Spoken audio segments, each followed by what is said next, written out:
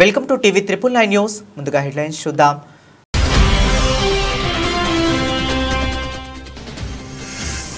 టారిఫ్లపై అమెరికాకు Brazil shock. WTOలో సవాల్కు నిర్ణయం.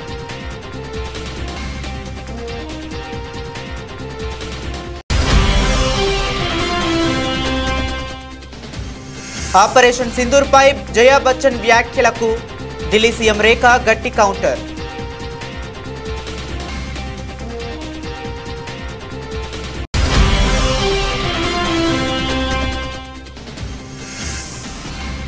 America Bharat దోస్తీకి బ్రేక్.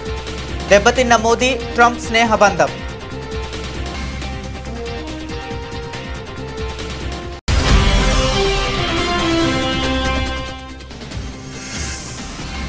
ఆ 3 సీరియళ్ల మాదిరి కాంగ్రెస్ పాలన. రేవంత్ రెడ్డిపై హరీష్ రావు సెటైర్లు.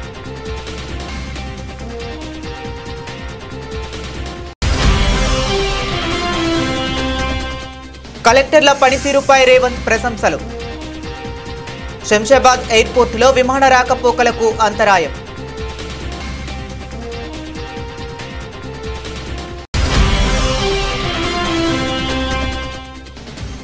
వైఎస్ జగన్ అధ్యక్షతన లీగల్ సెల్ మీటింగ్. వేధింపులు, అక్రమ కేసులు, న్యాయ పోరాటం తదితర అంశాలపై చర్చ.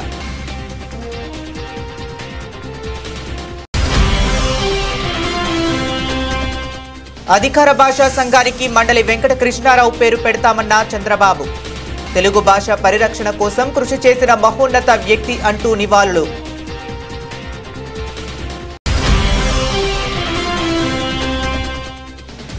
మీడియాను అడ్డు పెట్టుకుని నిత్యం బురద జల్లుతున్నది దుర్మార్గపు కాంగ్రెస్ సర్కార్. మండిపడ్డ మాజీ మంత్రి సింగరెడ్డి నిరంజన్ రెడ్డి.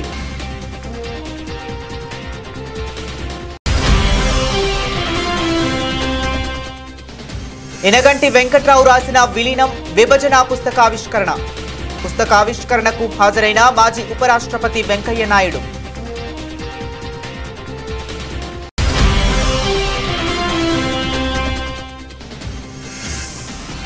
Operation Sindoor success. ప్రధాని మోదీని సన్మానించిన ఎన్డీఏ ఎంపీలు. ఇక డీటెయిల్స్ చూస్తే తమ దేశ ఉత్పత్తులపై అమెరికా భారీగా దిగుమతి సుంకాలు విధించడంపై బ్రెజిల్ తీవ్రంగా స్పందించింది. ఈ చర్యను ప్రపంచ వాణిజ్య సంస్థ WTOలో సవాలు చేయాలని నిర్ణయించింది. అదే సమయంలో సుంకాల ప్రభావానికి గురైన దేశీయ పరిశ్రమలను ఆదుకునేందుకు ప్రత్యేక ఉపశమన ప్యాకేజీని సిద్ధం చేస్తున్నట్లు ప్రకటించింది. ఇటీవలే బ్రెజిల్ నుంచి దిగుమతి అయ్యే కాఫీ, బీఫ్, పెట్రోకెమికల్స్ వంటి కీలక ఉత్పత్తులపై అమెరికా ఏకపక్షంగా 50% సుంకాలు విధించింది. ఈ నిర్ణయంతో అమెరికాకు బ్రెజిల్ చేసే మొత్తం ఎగుమతుల్లో సుమారు 35% ప్రభావం పడనుంది. అయితే ఇంధన ఉత్పత్తులు, కొన్ని రకాల ఖనిజాలకు ఈ సుంకాల నుండి మినహాయింపు కల్పించారు. అమెరికా చర్యకు ప్రతిగా WTOలో అధికారికంగా ఫిర్యాదు చేసేందుకు Brazil chamber of foreign trade ఆమోదం తెలిపింది. దీనిపై తుది నిర్ణయం అధ్యక్షుడు Luiz Inacio Lula da Silva తీసుకుంటారని ప్రభుత్వ వర్గాలు తెలిపాయి. చర్చలకు తాము సిద్ధంగానే ఉన్నామని, అయితే అసహన భాగస్వామ్యాన్ని ఎట్టి పరిస్థితుల్లోనూ అంగీకరించబోమని అధ్యక్షుడు లూలు స్పష్టం చేశారు. ఈ సుంకాలను బ్రెజిల్ ఆర్థిక మంత్రి ఫెర్నాండో హడ్డాడ్ అహేతుకంగా అభివర్ణించారు. అమెరికా వద్ద కొరతగా ఉన్న అరుదైన కీలకమైన ఖనిజ నిక్షేపాలు తమ వద్ద పుష్కలంగా ఉన్నాయని, సమర్థవంతంగా బ్యాటరీల ఉత్పత్తి వంటి కొత్త టెక్నాలజీ రంగాలలో కలిసి పనిచేసేందుకు అవకాశం ఉందని ఆయన సూచించారు. మరోవైపు బ్రెజిల్లో ప్రజాస్వామ్య విలువలు దెబ్బతింటున్నాయని, అమెరికన్ సోషల్ మీడియా సంస్థలపై నియంత్రణ చర్యలు తీసుకుంటారనే కారణాలతోనే ఈ సుంకాలు విధించినట్లు ఆరోపణలు వినిపిస్తున్నాయి. అయితే బ్రెజిల్ ఈ వాదనలను తీవ్రంగా ఖండించింది. ఇలాంటి ఏకపక్ష నిర్ణయాలు WTO ఏర్పాటు చేసిన చట్టపరమైన నిబంధనలను బలహీన పరుస్తాయని, ప్రపంచ వాణిజ్యాన్ని అస్థిరపరుస్తాయని హెచ్చరించింది. సుంకాల వల్ల నష్టపోయే వ్యాపారులకు రుణ మద్దతు వంటి చర్యలతో కూడిన ప్యాకేజీని త్వరలో ప్రకటిస్తామని అధికారులు స్పష్టం చేశారు.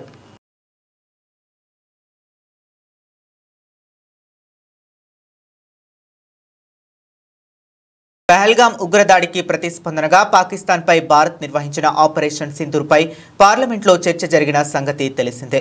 చర్చ సందర్భంగా బాలీవుడ్ నటి, రాజ్యసభ సభ్యురాలు జయా బచ్చన్ మాట్లాడుతూ ఆపరేషన్ సింధూర్ అనే పేరు పెట్టడంపై అభ్యంతరం వ్యక్తం చేశారు. జయా బచ్చన్ వ్యాఖ్యలకు ఢిల్లీ అసెంబ్లీ సమావేశాల సందర్భంగా ఢిల్లీ సీఎం రేఖా గుప్తా గట్టి కౌంటర్ ఇచ్చారు. ఆమెకు కేవలం సినిమాలు మాత్రమే తెలుసని, తమకు దేశం తెలుసని అన్నారు. సినిమా భాషలోనే ఆమెకు సమాధానం ఇస్తానని, ఆమెకు దేశ వాస్తవ పరిస్థితుల గురించి తెలియదని ఎద్దేవా చేశారు. కుంకుమ విలువ ఏంటో ఆమెకు తెలియదని అన్నారు.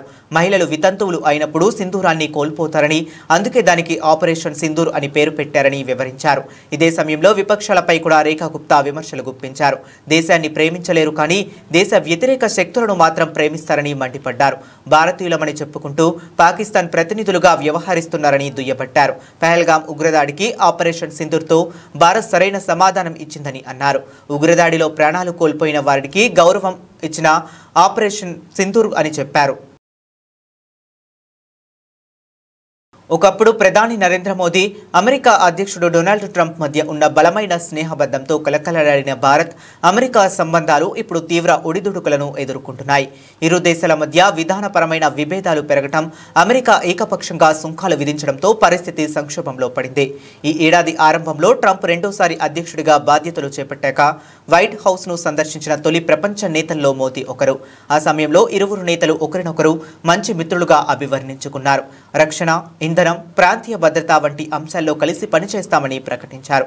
కానీ కొన్ని నెలల్లోనే పరిస్థితి పూర్తిగా మారిపోయింది. గత నెలలో భారత వస్తువులపై 25% భారీ సుంకాలను విధిస్తున్నట్లు ట్రంప్ అకస్మాత్తుగా ప్రకటించి సంచలనం సృష్టించారు. పశ్చిమ దేశాల ఆకాంక్షలను లెక్క చేయకుండా భారత్ రష్యా నుంచి చమురు, సైనిక సామగ్రిని కొనుగోలు చేయటమే ఇందుకు కారణమని అమెరికా పేర్కొంది. మాస్కోతో సంబంధాలు తగ్గించుకోకపోతే మరింత కఠిన చర్యలు తప్పవని ట్రంప్ హెచ్చరించారు. అంతటితో ఆగకుండా భారత్ ఆర్థిక వ్యవస్థ చచ్చిపోయింది, డెడ్ అంటూ ట్రంప్ సోషల్ మీడియాలో బహిరంగంగా తీవ్ర వ్యాఖ్యలు చేశారు. పాడి, వ్యవసాయ ఉత్పత్తుల విషయంలో వాణిజ్య చర్యలు నిలిచిపోయాయని ఆయన ప్రస్తావించారు. అదే సమయంలో పాకిస్తాన్లో భారీ చమురు నిల్వల వెలికితీతకు అమెరికా కంపెనీలు సహకరిస్తాయంటూ ఆ దేశంలో ఒప్పందాన్ని ప్రతిపాదించడం న్యూఢిల్లీలో మరింత కలవరానికి గురిచేసింది. అయితే అమెరికా ఒత్తిళ్లకు భారత్ తలొగ్గటం లేదు. రష్యా నుంచి ఇంధన దిగుమతులపై ప్రత్యక్ష అమెరికా ఆంక్షలు లేనందున వాటిని కొనసాగిస్తామని మోదీ ప్రభుత్వం స్పష్టం చేసింది. అదే సమయంలో అమెరికాను సంతృప్తి పరిచేందుకు ఆ దేశం నుండి అధిక ధరకు ముడి చమురు కొనుగోళ్లను పెంచుతుంది. ఈ ఆర్థిక సంవత్సరంలో అమెరికా నుండి భారత్ చమురు దిగుమతులు 150% వరకు పెరిగే అవకాశం ఉందని సమాచారం. కాళేశ్వరం కమిటీ ఇచ్చిన రిపోర్టు మొత్తం ట్రాష్ లాగా ఉంది అని మాజీ నీటిపారుదల శాఖ మంత్రి హరీష్ రావు ధ్వజమెత్తారు. చరిత్రలో ఇలాంటి కమిషన్లు రాజకీయ వేధింపుల కోసం రిపోర్టులు ఇచ్చారు, కానీ ఇలాంటివి ఏపీ న్యాయస్థానాల్లో నిలబడలేదు అని హరీష్ రావు స్పష్టం చేశారు. కాళేశ్వరం కమిటీ రిపోర్టుపై తెలంగాణ భవన్లో హరీష్ రావు ప్రెస్ కాన్ఫరెన్స్ నిర్వహించారు. ఈ సందర్భంగా హరీష్ రావు మాట్లాడుతూ, కాళేశ్వరం కమిటీ రిపోర్టు అంతా బేస్లెస్, ఇది ఒక ట్రాష్ లాగా ఉంది.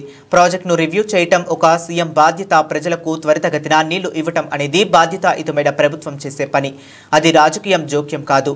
ఈ రిపోర్టును చూస్తుంటే ట్రాష్, బేస్లెస్గా ఉంది. రాజకీయ వేధింపుల కోసం ఇలాంటి రిపోర్టులు ఎన్నో వచ్చాయి, కానీ కోర్టుల్లో నిలబడలేకపోయాయి. ఇందిరాగాంధీ మీద అప్పటి జనతా ప్రభుత్వం, షా కమిషన్, చంద్రబాబు మీద కూడా అనేక కమిషన్లు వచ్చాయి, కానీ కోర్టుల్లో నిలబడలేకపోయాయి. రాజకీయ దురుద్దేశంతోనే ఈ రిపోర్టులు ప్రజాక్షేత్రంలో నిలబడలేవు. ఇప్పటికైనా ధర్మమే గెలుస్తుంది, సత్యమే నిలబడుతుంది అని హరీష్ రావు పేర్కొన్నారు.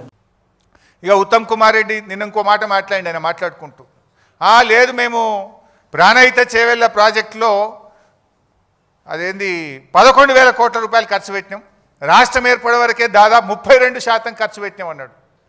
ఆయన బిల్డప్ ఎట్లుంటుందంటే ఇక సత్యహరిశ్చంద్రునికి తమ్ముని లెక్క బిల్డప్ ఇస్తాడు. సత్యహరిశ్చంద్రుడే దిగచ్చిండా, అబ్బా ఉత్తమ్ కుమార్ రెడ్డి ఇంత నిజాయితీగా మాట్లాడిండా అని మాట్లాడతాడు. ఆస్కార్ అవార్డు ఇవ్వచ్చు ఆయనకు.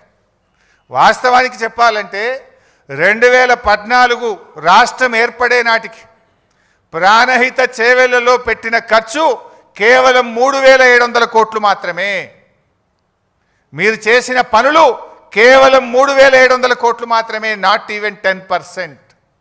కానీ ఆయన ఏం చెప్పిండు నిన్న, 11,000 కోట్ల రూపాయల పనులు చేసినాం, 32% పని చేసినాం. అబద్ధాలకు కూడా హద్దు పద్దు ఉండాలి. నువ్వు అసలు గుండెకాయ లాంటి తమ్మిడి హట్టికి ఢిల్లీలో, మహారాష్ట్రలో, ఆంధ్రప్రదేశ్లో కాంగ్రెస్ ప్రభుత్వం ఉన్నా, ఆనాటి క్యాబినెట్లో నువ్వు మంత్రిగా ఉన్నా కనీసం అనుమతి కూడా తేలేదు. నా సిడబ్ల్యూసి అనుమతి తేలేదు, నా మహారాష్ట్రతో ఒప్పందం చేయలేదు. ఇంకా సిగ్గు లేకుండా 32% పనులు చేసినాం. కమిషన్లు దొబ్బిండ్రు మీరు. ఆ రోజు మొబిలైజేషన్ అడ్వాన్స్ పేరు మీద, సర్వే అండ్ మొబిలైజేషన్ అడ్వాన్స్ పేరు మీద 2300 కోట్ల రూపాయలు జేబులు నింపుకున్నారు, కమిషన్లు దొబ్బినరు, ప్రజలకు అన్యాయం చేసిండ్రు. 4 ఏళ్ల ప్రాజెక్టు పూర్తి చేస్తామన్నారు. 7 ఏళ్ళు అధికారంలో ఉంటే తట్టెడు మట్టి కూడా తమ్మిడిహట్టి దగ్గర తవ్వకుండా ఈ రాష్ట్రానికి అన్యాయం చేసింది కాంగ్రెస్ పార్టీ. భారీ వర్షం వల్ల సోమవారం శంషాబాద్ ఎయిర్పోర్టులో విమానాల రాకపోకలకు తీవ్ర అంతరాయం ఏర్పడింది. దీంతో ప్రయాణికులు తీవ్ర ఇబ్బందులు పడ్డారు. శంషాబాద్ నుండి 119 మంది ప్రయాణికులతో సాయంత్రం 6:35 రాంచీ వెళ్లాల్సిన ఇండిగో విమానం టేకాఫ్ తీసుకునే సమయంలో సాంకేతిక లోపం తలెత్తింది. దీంతో అధికారులు ఆ సర్వీసును రద్దు చేశారు. ప్రత్యామ్నాయ ఏర్పాట్లు చేయకపోవడంతో ప్రయాణికులు ఎయిర్పోర్టులో ఆందోళనకు దిగారు. ఎట్టకేలకు వారణాసి నుంచి శంషాబాద్ వచ్చిన విమానంలో ప్రయాణికులు రాంచీకి వెళ్లేందుకు అధికారులు ఏర్పాట్లు చేశారు. అలాగే వారణాసి నుంచి శంషాబాద్ రావాల్సిన విమానాన్ని ఇక్కడి వాతావరణం అనుకూలించకపోవడంతో బెంగళూరుకు మళ్లించారు. కాగా సమస్యల పరిష్కారం కోసం క్యాబ్ డ్రైవర్లు ఆందోళన చేపడుతున్న నేపథ్యంలో శంషాబాద్లో సోమవారం ప్రయాణికులు తీవ్ర ఇబ్బందులు పడ్డారు. క్యాబ్ల కోసం గంటల తరబడి పడిగాపులు కాశారు. 70 రోజులుగా ఎయిర్పోర్టులో క్యాబ్ డ్రైవర్లు ఆందోళన చేస్తున్నారు. జిఎంఆర్ అధికారులు ప్రభుత్వం స్పందించకపోవడంతో ఆందోళన కొనసాగుతుంది. సోమవారం భారీ వర్షం వల్ల నడుస్తున్న కొన్ని క్యాబ్లు కూడా బంద్ అయ్యాయి. దీంతో ఎయిర్పోర్టులో దాదాపు 700 మంది ప్రయాణికులు వర్షంలో తడుస్తూ క్యాబ్ల కోసం చూశారు. సేకరించిన సమాచారం ప్రకారం చంద్రశేఖరరావు గారిని, హరీష్ రావు గారిని, ఈటెల రాజేందర్ గారిని నోటీస్ ఇచ్చి పిలవడం ద్వారా వారిని ప్రశ్నించి వారి ప్రశ్నలకు వాళ్ళు వివరణ ఇచ్చుకోవడానికి, వాళ్ళు తీసుకున్న నిర్ణయాలకు గల కారణాలను, వారు అందించిన సమాచారాన్ని అన్నిటిని కూడా వారు విశ్లేషించడం జరిగింది. విశ్లేషించిన తర్వాత 16 నెలల తర్వాత మొన్న 31 తారీఖు నాడు 665 పేజీల సుదీర్ఘమైన నివేదికను తెలంగాణ రాష్ట్ర ప్రభుత్వానికి పీసీ ఘోష్ కమిషన్ అందించడం జరిగింది. ఆ నివేదికను పూర్తి స్థాయిలో విశ్లేషించి సంక్షిప్తంగా ఒక నివేదిక ఇవ్వడానికి irrigation secretary, law secretary, GID సెక్రటరీతో 3 అధికారులతో ఒక కమిటీని నియమించి ఆ కమిటీ నివేదికను మంత్రివర్గ సమావేశంలో మంత్రులందరూ కూడా వివరించడం జరిగింది. ఇదే కాకుండా 665 పేజీల కమిషన్ నివేదికను ఈరోజు మంత్రివర్గంలో ప్రవేశపెట్టి దాన్ని మంత్రివర్గ ఆమోదం కూడా చేయడం జరిగింది.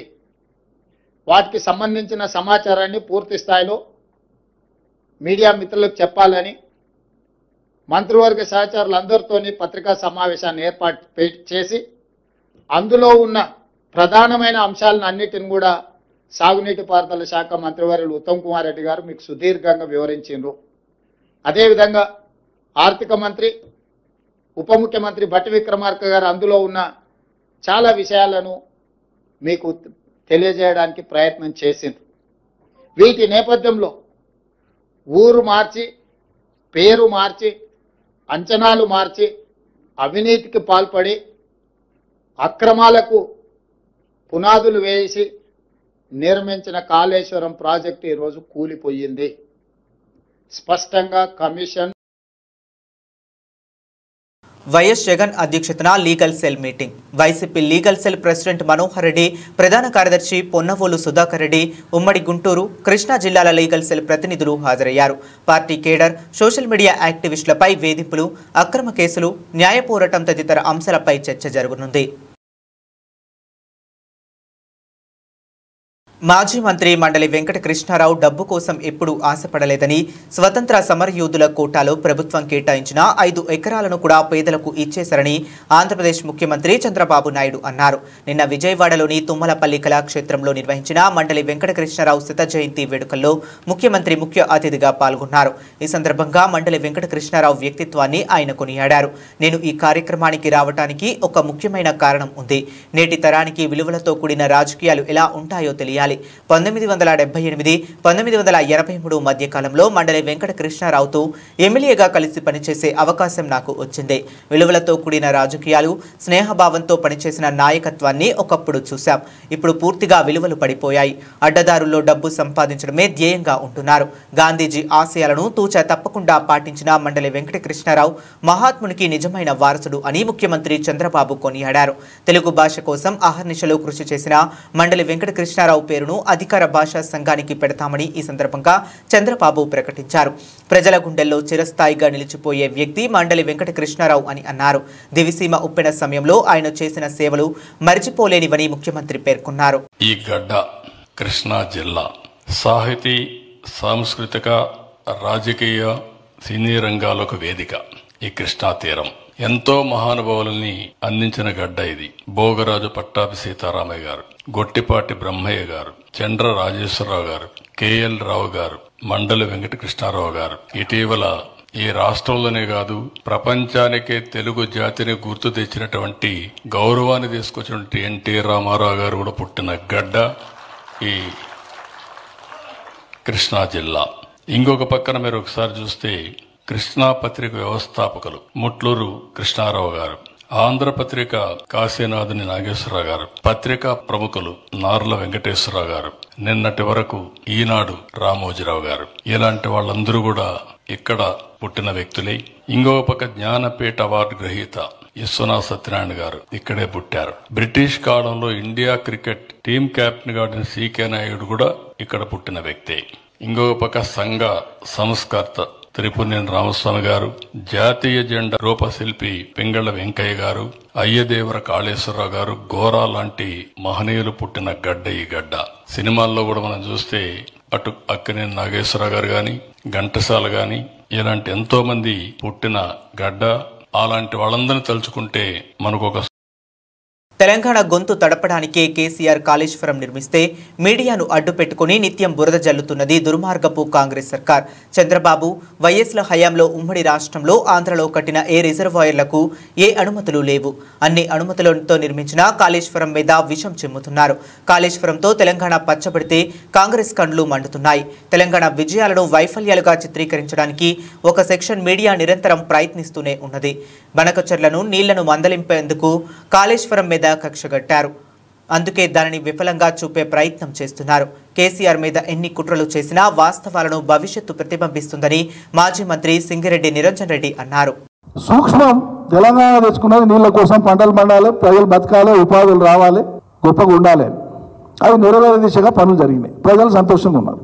ప్రజలకు నీళ్ళు వచ్చింది లెక్కన కాదు, అది చెప్పమంటానంటే తూట్లు పెట్టి ఇక్కడ ఇదైంది ఆడ ఇదైంది అనేటువంటి నీవు ఇచ్చినాడు ఏమైంది? మరి సైట్ చేంజ్ చేసి గొంతు కోసింది మీరే, తెలంగాణలో మొదలుపెట్టిన ప్రాజెక్టులను పండబెట్టింది మీరే, ఆంధ్రాలో పెట్టినటువంటి ప్రాజెక్టులకు అన్నిటి కూడా శరవేగంగా ముందుకు తీసుకుపోయింది మీరే. అంతేందుకండి అనుమతుల గురించి ఇంత గొప్పగా మాట్లాడుతుండ్రు కదా, ఉన్న అనుమతులు కూడా లేనట్లు చిత్రీకరించి మాట్లాడుతుండ్రు కదా. ఆంధ్ర ప్రాంతంలో కట్టినటువంటి సమైక్య రాష్ట్రంలో అటు చంద్రబాబు గాని వైఎస్ గాని ముఖ్యమంత్రులు ఉన్న కాలంలో కట్టినటువంటి రిజర్వాయర్లన్నీ కూడా ఒక్కదానికి కూడా తెలుగు గంగ కింద 15 టీఎంసీలకు సంబంధించినటువంటి అలొకేషన్ తప్ప మిగతా ఏ రిజర్వాయర్లకు కూడా అనుమతులు లేవు, నీటి కేటాయింపులు లేవు. మరి అనుమతులు, నీటి కేటాయింపులు లేని ప్రాజెక్టు కడితే అది ప్రజాధనం కాదా? అంటే ఇదే ప్రజాధనం ఉమ్మడి రాష్ట్రంలో ఉండేది ఏ అనుమతులు లేకుండా ఆంధ్ర ప్రాంతంలో కడితేనేమో అది న్యాయం హేతుబద్ధమైంది. అబ్బా గొప్పవాళ్ళు నీళ్ళు ఇస్తున్నారు. అన్ని అనుమతులు పొంది అవసరం ఉన్న తెలంగాణకు ప్రాజెక్టు కడితే ఇన్ని ఏడుపులా, ఇంత వికారమైన చేస్తాలా? మరి అప్పుడు ఎందుకో ఈ మేధావులంటే వాళ్ళు అప్పుడు ఎందుకో మాట్లాడలేదు? ఏ అనుమతులు లేనటువంటి ప్రాజెక్టుల మీద పెట్టేటువంటి ఖర్చు ఇది న్యాయబద్ధం కాదు. ఉమ్మడి రాష్ట్రంలోకి వెళ్ళారు ఒక్కడైనా మాట్లాడంటారు, ఎందుకు మాట్లాడలేదు? అన్ని అనుమతులు ఉన్నటువంటి కాళేశ్వరాన్ని నీళ్లు ఉన్నతోనే మేము గడ్డం కాబట్టి ఇలా వాళ్ళ కడుపుమంట. కారణం ఇలా కాళేశ్వరం నీళ్లు ఆపుకొని ఇక్కడ తెలంగాణ సస్యామలం కావడం వాళ్ళకి ఇష్టం లేదు. అవతల ఈ ముఖ్యమంత్రి యొక్క గురువు, అక్కడ ఉండేటువంటి ముఖ్యమంత్రి చంద్రబాబు నాయుడు గారి యొక్క కళ తెలంగాణ పచ్చబడ్డం ఆయనకి ఇష్టం లేదు, ముమ్మాటికి ఇష్టం లేదు. ఆయన కొడుకుతోనే మనం మాట్లాడిస్తాడు, కాళేశ్వరం కట్టుకుంటే మేము అడ్డుపడడం కాదా? రికార్డెడ్ గా ముఖ్యమంత్రి స్థాయిలో మీరు రాసిన లేఖలే పెట్టుకొని మేము అడ్డుపడలే, మేము వ్యతిరేకించలేదు మాట్లాడడానికి సిగ్గనిపించాలి కదా. తెలంగాణలో చేపట్టిన ప్రతి ప్రాజెక్టు మీద కూడా మీరు లిఖిత పూర్వకంగా అభ్యంతరాలు తెలియజేసినారు. అది పాలమూరు రంగారెడ్డి కావచ్చు, కేఎల్ఐకి మేము పెంపు చేసుకున్నటువంటి 40 టీఎంసీలకు పెంచిన అంశం కావచ్చు, కాళేశ్వరం కావచ్చు, అన్నింటికీ మీరు రాతపూర్వకమైనటువంటి అభ్యంతరాలు పెట్టినారు. అంటే మీ దృష్టి ఏంటి?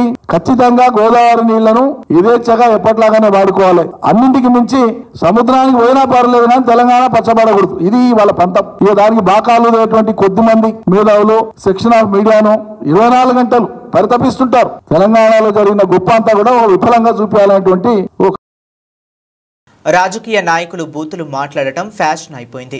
బూతులు మాట్లాడటం చాలా గొప్ప అనుకుంటున్నారు. భాష హుందాగా ఉండాలి. భాష విషయంలో అందరూ ఒకసారి ఆత్మ పరిశీలన చేసుకోవాలి. సంస్కారం ఉన్న ఏ వ్యక్తి కూడా అలా మాట్లాడడు. యూట్యూబ్లో కూడా అలానే పెట్టేస్తున్నారు.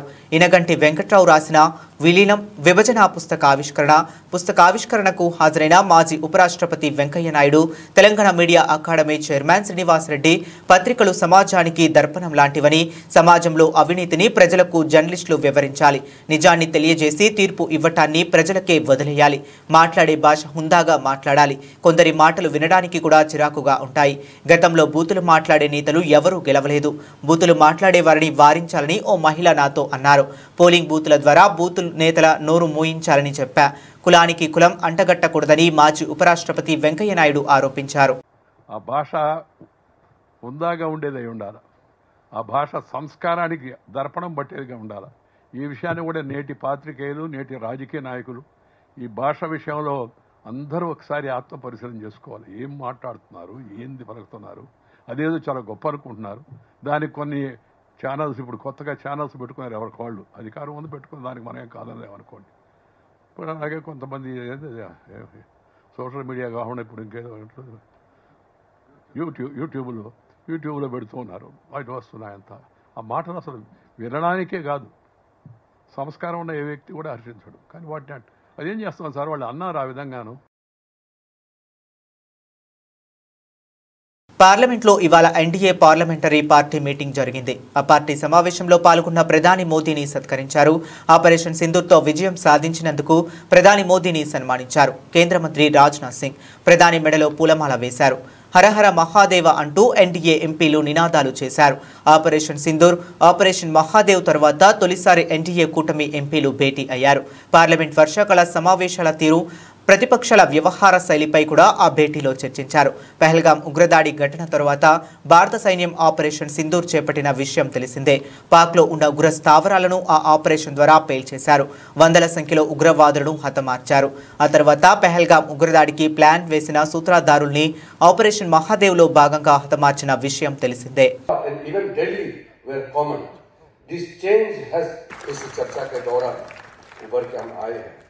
फिर राज्यसभा में आदरणीय गृह मंत्री जी ने डिबेट को समापन किया और जैसे लोकसभा में हुई, राज्यसभा में भी बहुत अच्छी तरह से डिबेट का संपन्न हुई। अब हम परिचय कराना चाहते हैं। हमारे कुछ नए सदस्य हमारे साथ जुड़े हैं। इस हमारे फैमिली में नए चुन के आए हैं, कुछ पुराने हैं फिर से चुन के आए हैं। मैं उनका परिचय कराना चाहता हूं आपके सामने में। जो मनोनीत हुए हैं, नॉमिनेटेड एमपीस हैं, उनका मैं पहले परिचय करवाऊंगा। सबसे पहले श्री उज्जवल देवराव निकम, एक बहुत ही प्रसिद्ध वकील है। आप सबने टेलीविजन में देखा होगा कि हमारे नॉमिनेटेड एमपी हैं और अभी बीजेपी का सदस्यता भी लिया है। सी सदानंद मास्टर जी, इनके बारे में प्रधानमंत्री जी ने जब दुनिया के सामने में इनको पहले स्टेज पे लाया था तो सब परिचित हो गए हैं। ऐतिहासिक इनका फिगर के रूप में जाने जाते हैं।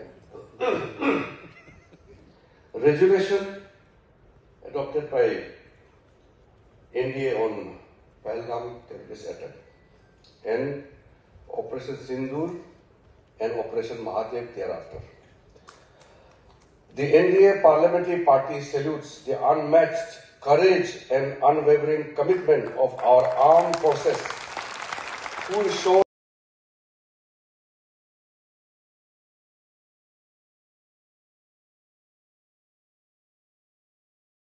సోమవారం లాభాలను ఆర్జించిన దేశీయ సూచీలు మంగళవారం మళ్లీ నష్టాల బాట పట్టాయి. భారత్పై మరింతగా సుంకాలను పెంచుతామని అమెరికా అధ్యక్షుడు డొనాల్డ్ ట్రంప్ ప్రకటించిన నేపథ్యంలో మదుపర్లు అమ్మకాలకు దిగారు. అంతర్జాతీయంగా సానుకూల సంకేతాలు ఉన్నప్పటికీ ట్రంప్ బెదిరింపుల నేపథ్యంలో సూచీలు నష్టాల్లో కదలాడుతున్నాయి. ఈ నేపథ్యంలో ప్రస్తుతం సెన్సెక్స్, నిఫ్టీ నష్టాల బాటలో ఉన్నాయి. సోమవారం ముగింపు 81.018తో పోల్చుకుంటే మంగళవారం ఉదయం స్వల్ప నష్టాలతో మొదలైన సెన్సెక్స్ ఆ తరువాత మరింతగా నష్టాల్లోకి జారుకుంది. ప్రస్తుతం ఉదయం 10 గంటల 40 నిమిషాల సమయంలో సెన్సెక్స్ 410 పాయింట్ల నష్టంతో 80.608 వద్ద కొనసాగుతుంది. మరోవైపు నిఫ్టీ కూడా సెన్సెక్స్ బాటలోనే కొనసాగుతుంది. ప్రస్తుతానికి 115 పాయింట్ల నష్టంతో 24,607 వద్ద కొనసాగుతుంది. సెన్సెక్స్లో నవుమా health, Kaynes technology, Mazagon dock, APL, Apollo, IndusInd bank షేర్లు లాభాల్లో ఉన్నాయి. Hindustan petro, Manappuram finance, IIFL finance, LIC housing finance, PB fintech షేర్లు నష్టాల బాటలో కొనసాగుతున్నాయి. నిఫ్టీ మిడ్ క్యాప్ ఇండెక్స్ 280 పాయింట్ల నష్టంతో ఉంది. బ్యాంక్ నిఫ్టీ 205 పాయింట్ల నష్టంతో కొనసాగుతుంది. డాలర్తో పోల్చుకుంటే రూపాయి మారకం విలువ 87.82గా ఉంది.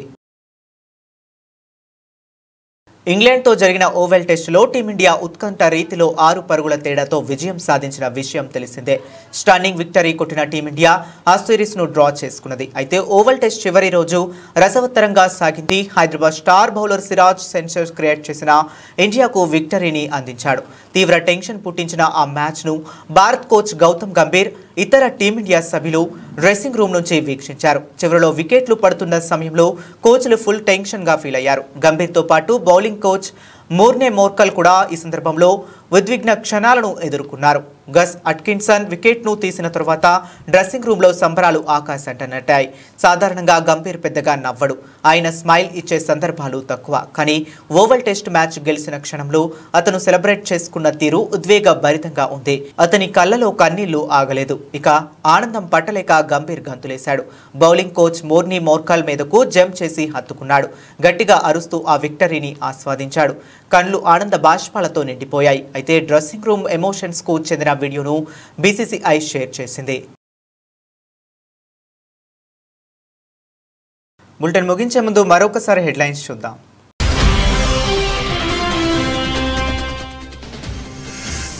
టారిఫ్లపై అమెరికాకు బ్రెజిల్ షాక్. డబ్ల్యూటీఓలో సవాల్కు నిర్ణయం.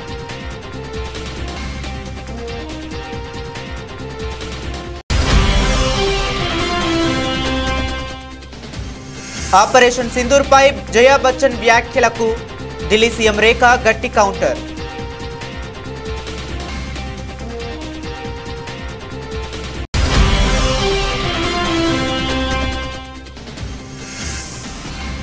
అమెరికా భారత్ దోస్తీకి బ్రేక్.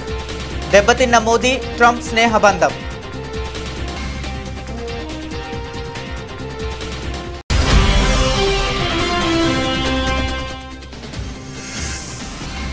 ఆ 3 సీరియళ్ల మాదిరి కాంగ్రెస్ పాలన. రేవంత్ రెడ్డిపై హరీష్ రావు సెటైర్లు.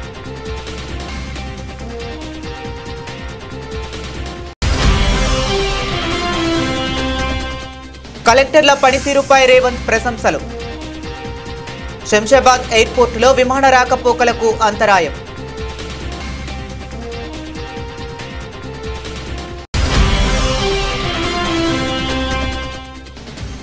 వైఎస్ జగన్ అధ్యక్షతన లీగల్ సెల్ మీటింగ్.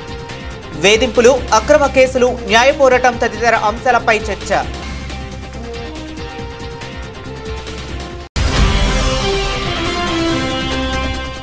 అధికార భాషా సంఘానికి మండలి వెంకట కృష్ణారావు పేరు పెడతామన్న చంద్రబాబు. తెలుగు భాష పరిరక్షణ కోసం కృషి చేసిన మహోన్నత వ్యక్తి అంటూ నివాళులు.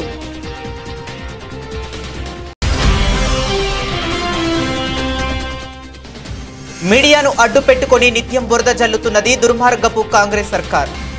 మండిపడ్డ మాజీ మంత్రి సింగరెడ్డి నిరంజన్ రెడ్డి.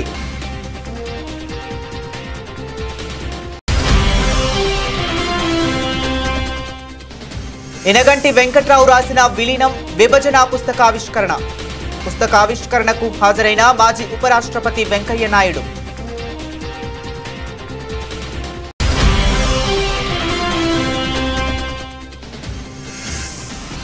Operation Sindoor success. ప్రధాని మోదీని సన్మానించిన ఎన్డీఏ ఎంపీలు.